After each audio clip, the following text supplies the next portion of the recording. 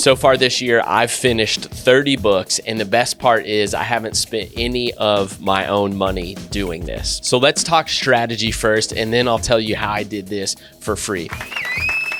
Now, spoiler alert, out of the 30 books that I finished, I listened to all of them. They were all audiobooks. I know people have different opinions on audiobooks. I personally love audiobooks because I love the way that I retain information when I listen to it. And if you're more of a paperback book kind of person, you want the physical copy, I still believe the strategies that I use to finish these 30 audiobooks will help you to finish more paper books as well. Here's the deal. If you're gonna listen to more books or if you're gonna read more books, it's gonna change your schedule, your routine, and your priorities in some way because you're increasing the amount of time you're spending on this activity. So for me, over the last year and a half or so, I have changed what I do the last 30 minutes of my day, the 30 minutes I spend before I go to bed. Used to, I would scroll on social media or maybe I'd watch a TV show. So now instead of doing that, I actually listen to a book each night. That's the biggest change in my schedule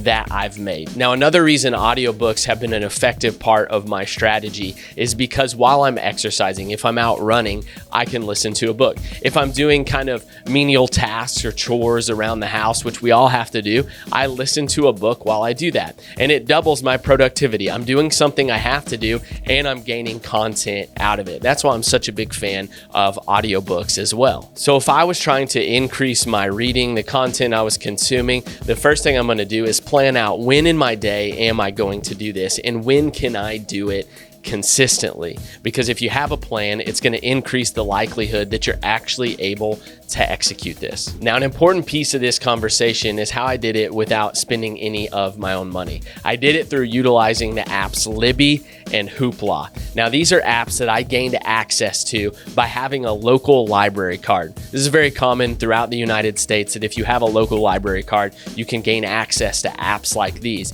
And what it does is it puts a library on your phone and gives you free access to a ton of content. These apps are what gave me access to the audiobooks that I listen to. These aren't the only resources. You can also, if you have a Spotify premium subscription, you can listen to audiobooks on there. You can purchase them on Audible and a number of other resources as well. And my goal in sharing this is that it's made a huge impact in my life. Not only have I got a lot of enjoyment and entertainment out of books I've engaged in, I've also grown a lot and had a lot of personal development through engaging in these books. And I want you to be able to do the same thing if that's a goal that you have. So hopefully these strategies, these tips and tricks will help you to read more next year.